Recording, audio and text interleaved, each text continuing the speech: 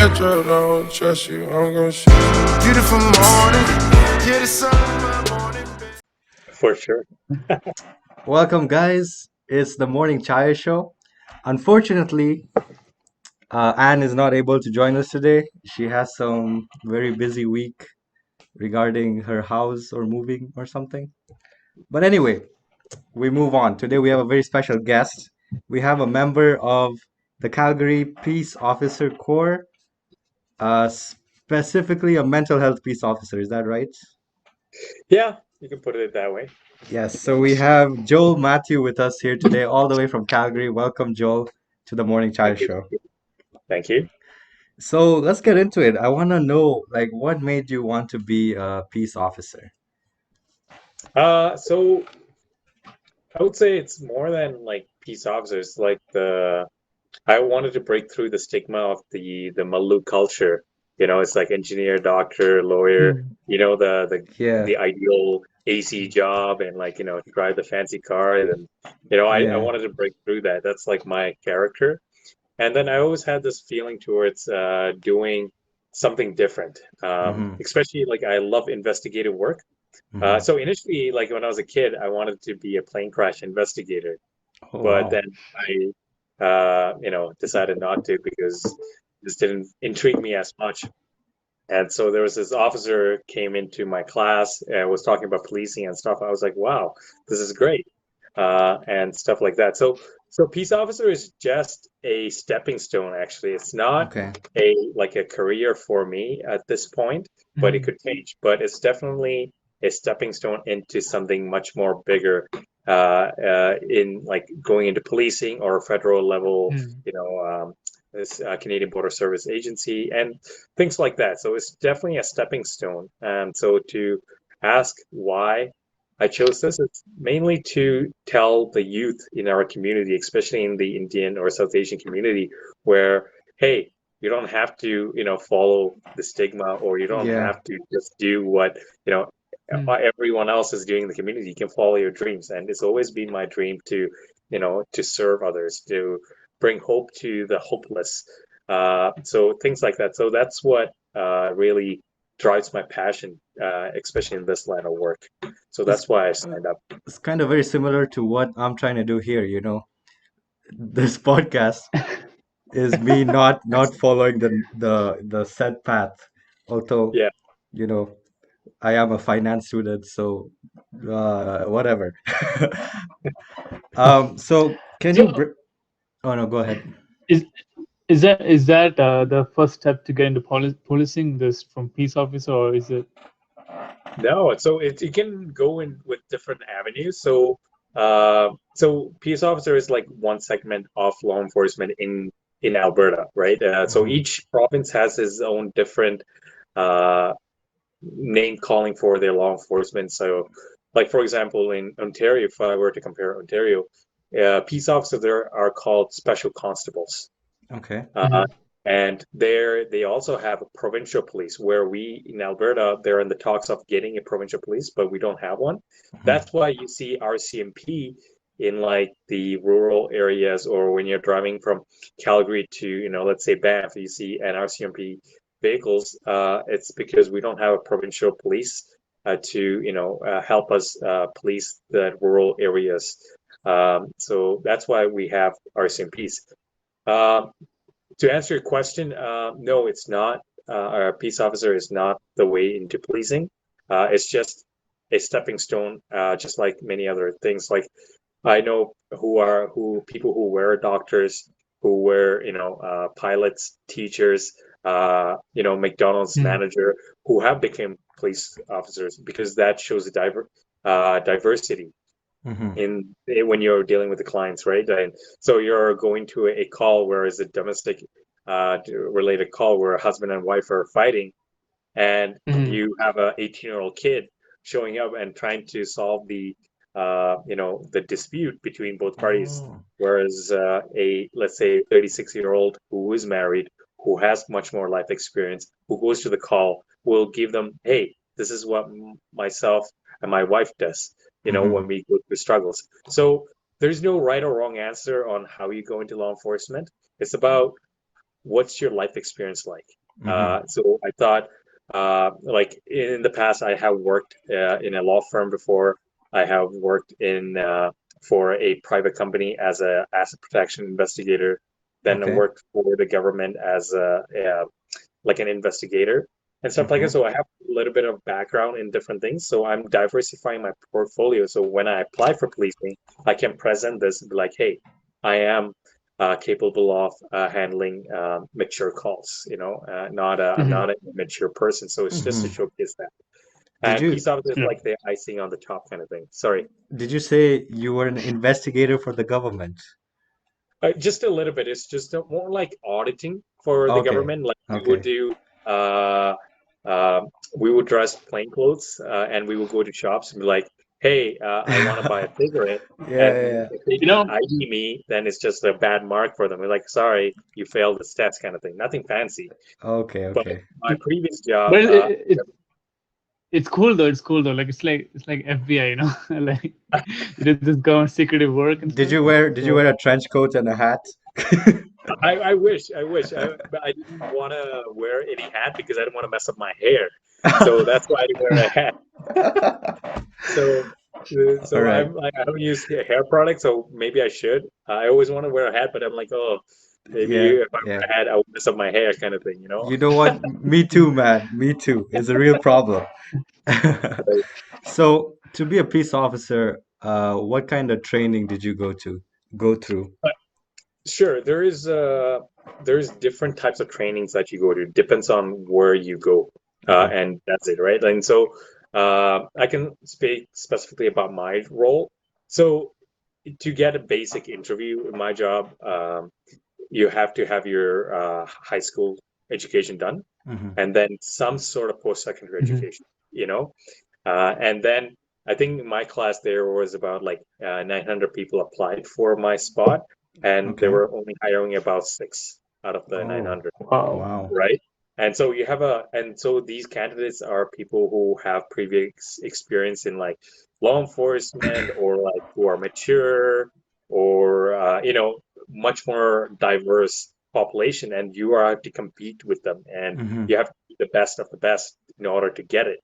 Yeah. And so we get selected. We go through this interview process. We had to do a physical test, and then Mhm. after a certain time, and then they will do a background check on you. So things like that. So once you're done that, then you go into the uh, academy for a few weeks, Okay. right? And so in the few weeks, you learn very, very basics, like very Mm-hmm. basics, Mm-hmm. right? And then once you're done the academy, like you learn about the law, you learn about officer safety, you learn about how to handle certain calls. You go through a lot of scenarios. You like, Mm-hmm. Mm-hmm. people are coming at you with a knife. What do you do? Mm-hmm. Mhm. Different types of scenarios. So in that way, when you are on the street or on the floor, you know what you're doing. You're not like freaking out. Wait, do you get jujitsu training? No, we don't get jujitsu training, but some officers do personally go train themselves, right? Okay. So it's really up to you. But people have jujitsu, kickboxing, Mm-hmm. different types of martial arts, right? It's up to you to determine how you want to go. And But this man we live in, he does this, he No, does jujitsu. That's why he asked the I'm question. interested in it. Do you think jujitsu should be like a mandatory training for anyone trying to go into police? Because you see a lot of times cops who have no experience in jujitsu, there's a chance that they can, let's say they're trying to handle a perpetrator, and the perpetrator right, attacks them and then gets on top of them, which is a very dangerous position, right? The perp can take the gun or can take the taser of the cop. And if that right, cop knew jujitsu, he would know how to defend himself, prevent it from happening. So what do you think about that? possibly.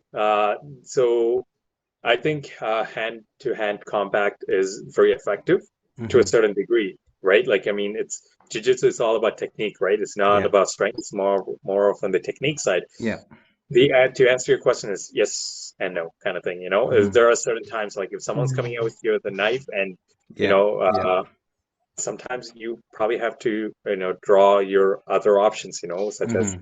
non-lethal or lethal weapon, as police officers. That's why they go through a lot of trainings. I do agree with the idea of, getting more ground fighting techniques going. It doesn't have to be just jiu-jitsu. It could be multiple other areas where they can learn from different techniques, right? Definitely. Yeah, so I'm definitely a big supporter in this. Like my team, we sometimes train on each other with certain takedowns, and then we better ourselves. So Yeah. so as peace officers, that's the other cool thing. We don't carry any firearms. Okay. So it's all like our verbals. Like it's like we have to Mm. verbally de-escalate for the most part.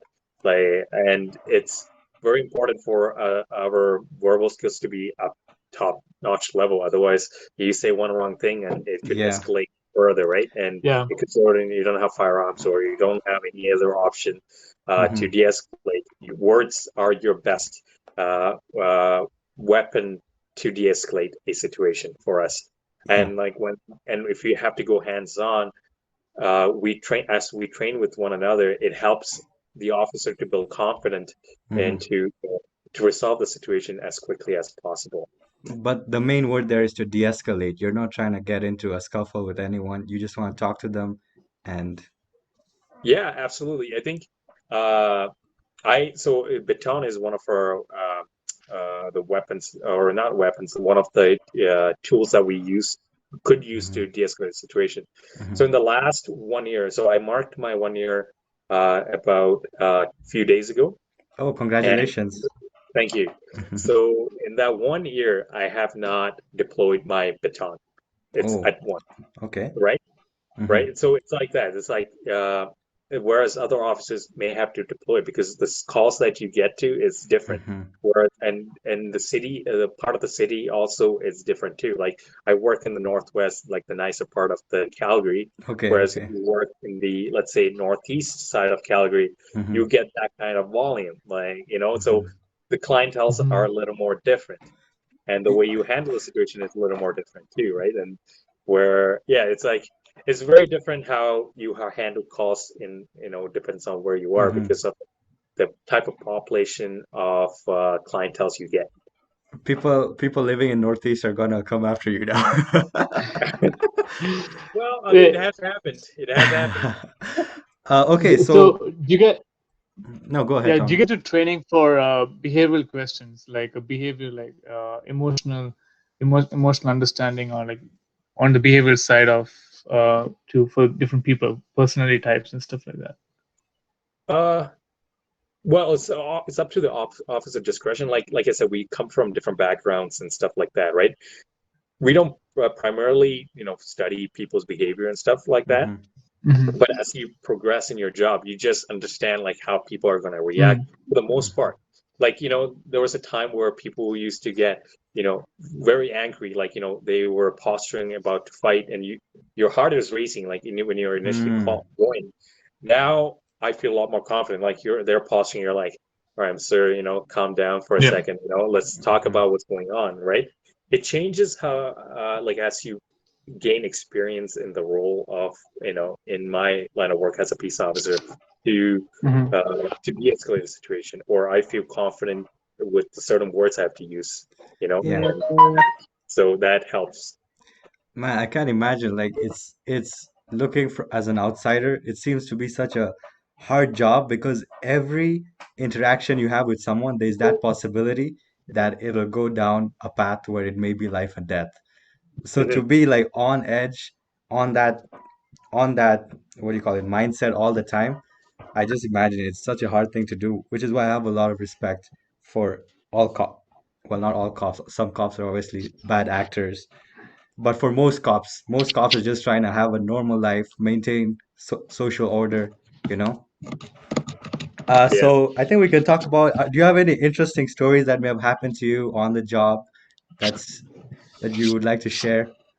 Uh, I mean, I can't really talk about like a lot of things from work, Oh, okay, okay. but I can talk about like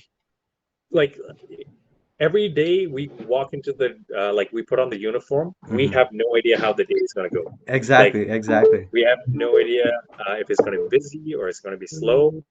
We have no idea who's going to get injured. Like as within the colleagues, we Mm-hmm. have no idea what we're going into, and every call that we walk into is new. Like the person's personality is different. Yeah. There's no same call, Yeah. people, like, that's one of the lines we say, there's no same call that we go Mm-hmm. to. Everything is like you got to think on your feet and make Exactly. the decision that will better your has a best outcome for the call, kind Mm-hmm. of thing, right? And it sometimes the calls that we go to feels like something out of a Hollywood movie, Mm-hmm. you know it's like, Interesting. you're going through a foot chase and you're Oh. trying to, like, apprehend someone, and you're just like, wow, this is happening right now, kind of thing. Yeah. And it's just crazy to see, like, the other side of the world where, media doesn't know about, or the general public doesn't even know about, Mm-hmm. and to see, like, what that side of the world looks like, and, to experience that, and Mm-hmm. knowing that, everyone, the general public has no idea, but we are keeping them safe, Mm-hmm. or we are keeping them unaware of these kind of situations so that they can Exactly. live a safer or better life, Mm-hmm. um, kind of thing. So I can't talk about my, like, the current peace officer job, but I can tell you about a story where, my previous job as a production investigator, where I was working out of Sunridge. So Okay. what that job was, like, you pretty much just like a undercover, as Tomin said, like an FBI kind of thing, Okay. where, we're plain clothes, and so our primary job is to prevent losses for a particular store that might be, right, and to Mm-hmm. prevent theft and stuff like that. And if you find someone uh, uh, who is caught shoplifting or committing fraud, we can arrest them and, process them, kind of thing, right? Okay. So there was a time where it was late night, where this guy comes in and shoplifts multiple products. Okay. So I approached him, and as I approached him, he drew a gun, Oh uh, shit. and he Wow. pointed at me. Yeah, and I was like, well, this was never part of the training module. Mm-hmm. Mm-hmm. It's like, what do I do here? Fuck. Yeah. And but there was this piece within me where I'm like, all right, dude, I'm just gonna take this gun from you, all right, and I'm gonna keep Oh. and stuff like that, right? And so things like that has happened. Did you have your own gun? No, no, this is like, it's almost Oh, like a security job I did, but it's just like gotcha. we're playing clothes, kind of thing. Yeah. No, we don't carry. Mm-hmm. This is not America. We don't carry firearms, kind of thing, right? Gotcha. Gotcha. Gotcha. So that has happened, and then there was this another story where, I can't go into details, but I can give you, like, the gist of the story, where Mm-hmm. there was an individual that was sitting on a wheelchair, and this is me with the uniform. This happened about a year ago, while working. And so this guy's sitting in the wheelchair, and he's passed out sleeping. And I like to say hi to everybody, kind of thing. So I'm like, it's 3 o'clock in the morning. It's an odd place for people to sleep. So I'm like, hey, dude, can you get up? But I can hear him snore, but I can't. He's not waking up. So I'm like to my team, hey guys, I think there's a guy who needs medical help. Can Mm-hmm. you guys call the code team to come and Mm-hmm. help with it? And so they called the code team, and then all of a sudden he just stops breathing just like that. I'm like, to Oh my mind, I'm shit. like, did I just kill this guy? Oh You know? shit. And so I'm like, okay, guys, I think this guy's just stopped breathing on me, and I need all the medical personnel right now. Like, we have the term code blues. Is like, this Mm-hmm. guy's not breathing. You need to get Mm-hmm. there right now, kind of thing, right? Mm-hmm. And so I'm like, get them going right now. And so while they were coming, and it felt like forever. Mm-hmm. And so me and my partner, like, take him down to from the wheelchair to the ground, and we administer CPR on this individual. But this guy's turning blue and, like, purple, and his tongue's like Oh. swollen, and I'm like, wow, I just killed somebody, didn't I? And Oh but wow. we were able to, administer the CPR, and the medical team was able to come quickly, and they were able to help him, bring him back to life, kind of thing. Wow. So Yeah, so things like that have to happen. Like, something out of movie, it feels like some Yeah, days. yeah. But yeah, that's like the gist of what I do for a living. It's also like a lot of things I can't talk about it because of privacy issue and Yeah. Definitely. confidentiality and stuff like that, right? Yeah. Uh, yeah, so that's the two stories I could probably share with at this point. That's more than enough. That's crazy, man. Like to experience that kind of stuff. Oh my God. But we were talking yesterday, and you told me you had a chance to go to Uganda for a volunteering opportunity. Can you talk about that? Yeah, for sure. It's Okay. like it's from my youth group that I went. Okay. So that's what it was. So like going to Uganda was definitely not something I had planned. Mm-hmm. Like so in my youth group, we have an opportunity to volunteer for 1 year anywhere in the world. So you don't Okay. really get to Mhm. pick. So I thought me being a Canadian, they will send me to like somewhere like Australia or UK. Yeah, I yeah, thought yeah. I really wanted Australia. I'm like, go to the beach and surf and do mission work there. I don't mind that, chill life. Okay. But surprisingly to me, they're like, hey, you're going to Uganda as your placement. I'm like, oh, that's cool. Where is Uganda again? And then they're like, it's in Africa. I was like, oh, great. This is fantastic. You know why Uh, you know why I'm so interested in that? It's because I grew up in Kenya, which is oh, like wow. Uganda's neighboring country. Right, So right. how did you like it there? It was definitely different. Let me put it this Mhm. way. Yeah. Like going from a Canadian spoiled life Okay. to like absolutely nothing Mm-hmm. was definitely a big change, right? Like, Mm-hmm. I remember I didn't even have like proper water to drink. Oh, damn. Like, I So didn't have, you were in one of those really remote areas? yeah, sometimes, yeah, Oh, sometimes I would be damn. in a remote area or even Okay. just food too, like I wouldn't even have food to eat. I think I lost about like 50 pounds in the Damn. matter of time I was there for. Like, I think I was there for 6 months. Okay. And 15 or 50? sorry, 50 or 15? 50. Oh, damn, that's a lot of pounds, Yeah. man. I dropped big. I dropped big. It was just like bad. And I didn't realize it then. Then I came back and I was like browsing through the photos. I'm like, Mm-hmm. wow, this is bad. Damn. But it was a great experience overall because it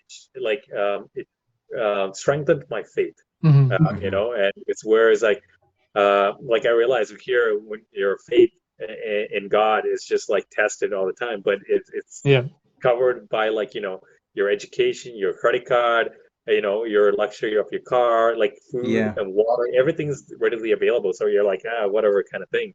Yeah. Mhm. Whereas everything off that, there's no credit card there, so it's Exactly. Yeah, and exactly. and sometimes I only have one glass of water there too the whole day, right? And Wow. it was just definitely a different life-changing experience for me. Mm-hmm. And to see that, hey, this is a norm there, and Mm-hmm. then you compare that to here, you're like, Yeah, wow, this is nothing. People what exactly. People yeah, here so are living the life. yeah, Yeah, absolutely. yeah. So have you So tried like a Ugandan, the food from Uganda or something like yeah, that? I have. I think that because you only get Ugandan food, there's no like, Hmm. Yeah. chicken 65 or like, Yeah, yeah, yeah. butter chicken, nothing like that. So one of my favorite dishes is actually grasshopper. What? Grasshopper. Wow. Okay. Is Bro, is it like is it like fried? Is it like fried grasshopper? no. Yeah, yeah, it's like it's almost like stir fry, but it's like yeah, I would say it's like fried too. But it only comes like so they don't know where this grasshopper comes from. So one like I believe it's in like November time. This grasshopper flies in from somewhere, Oh my and God. then I end up in November, and it just disappears. No one has any idea where they come from or where they go. But during then, this is like a delicacy kind of thing. What does it taste like? I mean, Prawns. Tastes like Prawn prawns. prawns? really? Yeah. Bro, No way. I have a fear of grasshoppers, so I can't just imagine eating it. No, it's actually one of my favorite snack meals, man. Is like God one of the damn. best. Um, yeah, then I guess there's something called the other favorite dish I really like is called Rolex. I don't know why it's Rolex. called Rolex. Yeah. So it's like almost like the best way to explain it's like they call it chapati and eggs. That's the pretty much Uh-huh. what it is, chapati and eggs. Yep. but it's almost like burrata and egg in wrapped together, Okay. Oh, okay, Okay. that's yummy. Yeah. and it's really bad for you. The amount of oil that they put, you're like, oh my gosh, this is really good enough for like the one year, you know? I Like mean, being from cholesterol 1000%. Sorry? Being from Kerala, it should be you should be used to like paratha, big Friday, like lots of oil, or like But beef curry, right? it's the same thing in physical fitness, like you can't take too much of oil and it's like affects the cholesterol and stuff like that. So Yeah. The funny thing is, like, I got super sick there while I was there. Like, I had like appendicitis, I had like internal infection, parasite in my Mhm. head, low blood count, Oh my allergic to God. bed bugs, and all this stuff, right? And so when I came back here, there's a big miracle like, hey, you don't have any of these things. I'm like, wow, like I'm healed. Great. You're healed, But the yeah. only thing that they could find in my system was cholesterol. Oh. I, So now I'm I like, thinking back, wow, this Rolex I had, it was all accumulating. Yeah. Oh, Yeah. okay, okay. So you would say you're a man of strong faith. How important is this when it comes to your line of work? Like, because of your religious background, does it let you like have a peace of mind when you talk to people? Like, you can definitely keep yourself more calm. Is there a relation, or is it two totally separate things? I would say yes. I still remember like every time someone brings about the same question, it's like, does your faith get tested? Absolutely, it gets tested all the time. But I can't Mm-hmm. really Mhm. talk my religion there. Like, and I don't try to Yeah. bring up my religion because Mm-hmm. I feel like like I have like in my line of work, it has to be unbiased, right? It should not Yeah. be biased. Yeah. Um, there was a time where this individual I was dealing with, uh, and he spat on my face, Okay. Mm. and I got angry. I got real angry. I'm like, dude, I'm just trying to help you, and this is what you do. Mm-hmm. Mm-hmm. And but I had this patience or this peace in me not to do anything, like, because it's an assault. Like once you spit someone, Yeah. like Mm-hmm. I have the full authority to prevent this measure from happening again. Mm-hmm. And it took me every single uh, cell in my body to prevent that from happening. Mm-hmm. I'm like, you know what? It's okay. I forgive you. It's all good. And I walked away. And till this day, I'm like baffled that I walked How you away. did that, right? Yeah. So I would say, yeah, like a lot of times, like even my coworkers and I, we will talk about it. And like, I feel like a lot of things that we see, like, these people are trying to kill other people, or like, some of the domestic calls that Mm-hmm. we get to hear about. It's like, how do you forgive someone? And, how do Mm-hmm. you not Mm. get angry at the person? I think it's because of my faith that keeps me grounded to be a good officer, or to not to lose my control, not to, Mm-hmm. have a temper. When someone throws water at you, you're like, all right, that's all right, kind of Mm-hmm. thing, and Mm-hmm. not to get angry. I think it's because of my faith more than anything.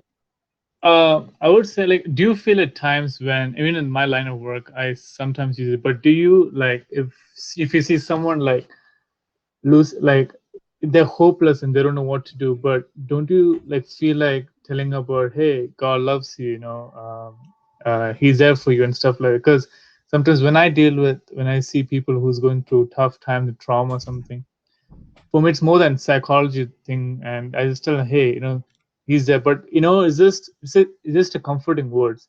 People don't believe in God. There's some people who doesn't think that God exists and stuff, but it's just that a feeling where, hey, someone supreme or someone up is there to look after you, and then the words is that like comforts them. So do you have an experience like that, or uh like, once again, like, I can't talk about religion in my line yeah. of work, right? It's just, Mm-hmm. it's just not acceptable, and Mhm. to a certain degree, because it's just like we deal with clientele uh from every single background. Like, I have Mm-hmm. dealt with people who are like 5 years old to like the CEO of a company, Okay. like from like smallest to the biggest things, you can think about. Like, have dealt with it. And the reason why I don't bring religion up is because we don't know what their standpoint is, and Yeah. and my line of work, I have to be unbiased, Exactly. and where I have to be like, hey, uh, I have to be careful with what I say too, Yeah. because it could trigger them even further, right? Like, Yeah. if they have a bad point in their lives, kind of thing. So how do I portray my religion in my line of work is through my actions. Yeah. If the person's getting angry, I don't need to get angry. Yeah. If Yeah. the person's calling me all the names in the dictionary, I don't need to repeat the words back to them. Uh, it's through Mhm. their actions that I try to portray uh, my love for them, or giving them hope, and then talking to them about hope, or connecting them to the right resource that they need in order Exactly. to help overcome their challenges. Yeah. But to answer your question, there is like I believe it's through my actions that I try to mimic what I want to say. Yeah, I That's think cool, man. is this the verse that I use is 1 Corinthians 13:1. Like I think what he said about actions, like love is patience, love is kind, and love does not boast, love does not envy. So I think actions make a lot of difference than words. So yeah, it makes sense. I was thinking about, like, when you're talking about getting water thrown on you, I was thinking about like when Jesus gets slapped and then he turns the other cheek, right? Yeah, That's kind of what I was thinking about. right. But that's very interesting that you can find that balance and not let, like, know what to do in every situation. And that's just the experience that you have, right? You said you're 1 year in. So what kind of advice would you want to give people who are thinking about like going into law enforcement, especially like in Canada? I would say follow your dreams more than anything. Like Hmm. policing is such a vast, or law enforcement is just a vast area, and it's not a guaranteed job, Hmm. right? Just because you went to school, it did criminal justice, you don't have to do criminal justice to be a cop. Like I Hmm. said earlier, there are doctors who were doctors, engineers, Hmm. you know, athletes, Olympic athletes, like professional footballers. All these people were doing Hmm. Olympic dreams, and they got called. And it's like, hey, I want to pursue policing, and it's a tough um, process to go through as well. It's just not easy. Um, I can talk about like in a process that I'm in currently. Going through a process with Canadian Border Service Agency, which I started Hmm. in February of 2019, Okay. right? So I like it's been ongoing, like different stages and all this stuff. And like Hmm. today, I got the news that I cleared the the the third last step. So I still have two Oh, more steps. Today I got congrats, the Okay. news man. I cleared it. That's Okay. So nice. I was like, wow, this is great. This is awesome. But it's like ongoing challenges, right? Like you're like, come on, man, I just want to be, a federal officer or whatever I need to Hmm. do that thing. Uh, and even carry police, like sometimes they get about 5,000 applications a year, Mm. and they select about 75 from this 5,000, right? Hmm. And so you have to be the best of the best. Hmm. So a couple of advices I would give is volunteer, volunteer, volunteer, volunteer as much Hmm. as you can. Hmm. Stay out of criminal activities. If your friend is just, being a dink, then Hmm. don't associate with that. Hmm. I'm not saying don't not to have fun, but be careful with what you do, because they will ask you these Yeah. things like, "Hey, Hmm. did your ex-wife friend did this or not?" Like, Hmm. yeah, well, then goodbye. They Yeah. don't care. Yeah, Yeah. because if you like, they are looking for the best of the best. Yeah. And if you don't produce that, they don't care, because they know that they will find someone. Like in Canada, there's no like, oh, because uh, let's use me as an example. Just because Joel wants to be a police officer so bad and he doesn't have a perfect record, I'm not going to hire him, because I Hmm. know that someone else will have a better Hmm. record than me, right? Kind of Hmm. thing. Yeah. Yeah. Uh, and so, and they won't fill the spot just because they have a quota to fill that spot. They won't fill it. If you don't pass, then they will go to the next. They will Yeah. keep that spot empty, and they will continue with the class. Kind of Oh, thing. Yeah, interesting. and education. Have a degree.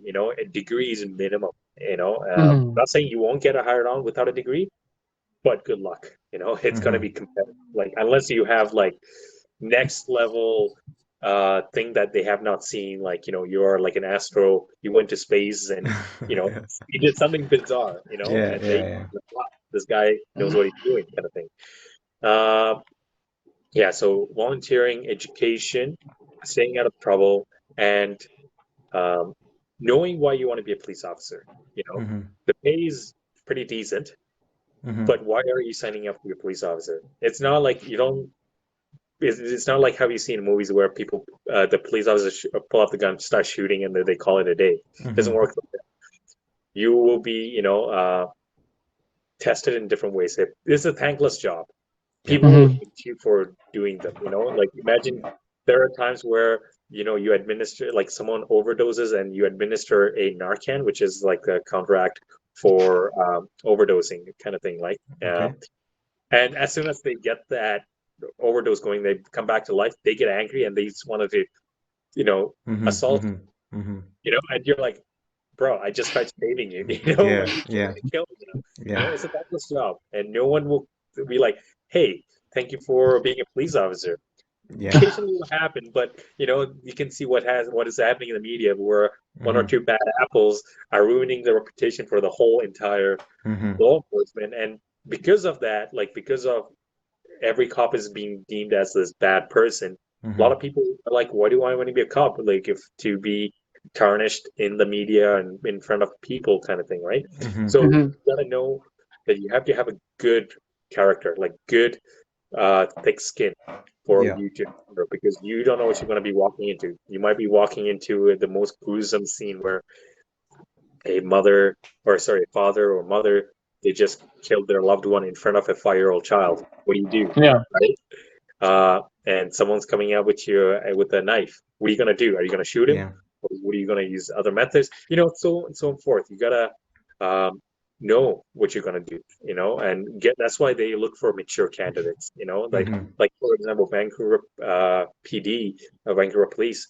They their average hiring age is about 32 years old. Okay. So that's imagine you are fresh out of graduate. You're Yeah. 2 years old. You're like, I Yeah. want to be a cop. Why is it like that though? Like the average is 32. Because that's the candidates that apply, or that's the best candidates that they are finding, and they happen to be much more older. That's why, right? Oh, Yeah. And so that's what I mean. There's no like, oh, you're going to get hired on when you're 18. You're going to get hired on when you're 24. That's why I'm doing this piece of the job, to be competitive. When I apply, I'm like, hey, I have X, Y, and Z like experience, kind of thing. Yeah. That's why I'm currently helping out with the South Asian Mental Health Youth Ambassador Program. And so we're running that. So, to help me, work with the community, also understand the community. So if I do become a police officer, I know what the struggles are there, you know? Is that program open for like more volunteers? Because I think Tomin is very interested in working. Right. Yeah. So right now it's just a new project that they built. And so it's Mm-hmm. actually just started in July. And I'm sure like the program will roll out soon, and it's going to be like our focus is working with the youth, Yeah. bringing the Yeah. awareness to the community, like in the Indian community, where mental health is just not talked about. It's just like, if you have Stigma. mental health, you're like seen as like this outcast, like don't go to him Mm-hmm. because you get the mental health. You're like, Yeah. that's not how it works. Yeah. We Yeah. all experience to a certain level of mental health that we go through, right? Mental health doesn't mean you're like crazy dude. It's just like, it's just a time of struggle. That's what you should see it as. And we all need help. We all need that push some days, and there's nothing wrong with that. Yeah. And so it's just bringing that awareness, bringing a coping mechanism for people to overcome that challenge, and being readily available to seek help when they are in need, kind of thing, right? Yeah. Yeah. Is it like a volunteering program? So something like that, or Yeah, it's a volunteer program. I can probably share with you um, once we're done this kind of thing. If they have like a social page, we can put it in the description of this video and you Yeah, can for check it sure. out. Yeah. For sure. Yeah, like I mean, like we're yeah, we're like 4 different groups or 4 or 5 different groups that we were doing. So I guess in January or something like that, we're trying to do like let's say something like a paint night Mm-hmm. with like a talk on, let's say, depression kind of thing, right? And so Yeah. associating with that kind of thing. So we're trying to focus on the university students currently, and so different teams have different ideas. So this is my team's idea that we're trying to do like a social event with like a talk associated with it because of COVID. I guess it might be an online kind of thing, right? Yeah. Yeah, so it's like completely separate from my job. And so and then going to Uganda might help me even more because I can understand Yeah. the culture there, and then ability to speak another language, Malayalam. I'm not the best at it, but I can, kunching kunching, Yeah, man. I don't think I'm not the best at it either. Yeah, no, I was watching the other show. I forgot his name. The guy individual from US, I think, or was it not? Like the guy who could speak 6 languages. Oh yeah, Oh, yeah, Omar, yeah. Omar, yeah, yeah. Omar, yeah. And I was like, man, he just got burned so hard there. Yeah. Anyway, Yeah, so yeah, just man. to wrap it up. Yeah. So it's just like volunteering is big, getting to know your community because you're going to be working with community. Yeah, it's just, I mean, any type of job, like it's their own. People think community involvement and volunteering doesn't matter, but it matters so much. Absolutely, I agree. Yeah. And then Degree. education is another Yeah. big thing. Like, it doesn't have to be a degree, it can be anything. Okay. And it doesn't have to be, just criminal justice. It could be like engineering, whatever kind of thing, right? Because we want diverse officers and diverse people. It's just like Skill you set, don't yeah. want you don't want just let's say me coming to a call with like no experience. You need Yeah. someone with like some sort of experience in that line of work, right? Like that could Yeah. make or break the deal kind of thing, right? Yeah. And then knowing a second language is huge. And then as well as just having a good character, staying out of trouble, because you don't want to screw up your life because you are representing the city, you're representing the law. Yeah. So what kind of person do you want to be when you're representing, right? Exactly. So having good ethics, morals, and stuff like that. So that's my couple of points just to touch on. Hey man, thank you so much. I really wanted you to come on here because right now we see there's a lot of negative perceptions around cops, right? Because the media highlights all the bad things, like the 10 bad things that are getting done, but then the 100,000 cops who are doing their job properly, they're in the shadows.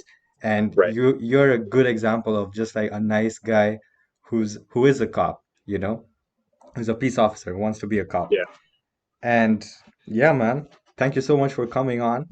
I think people have learned a lot today.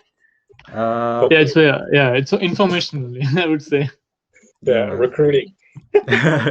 Recruiting, yeah. So yeah, guys, thanks for watching. This is Joel Mathew.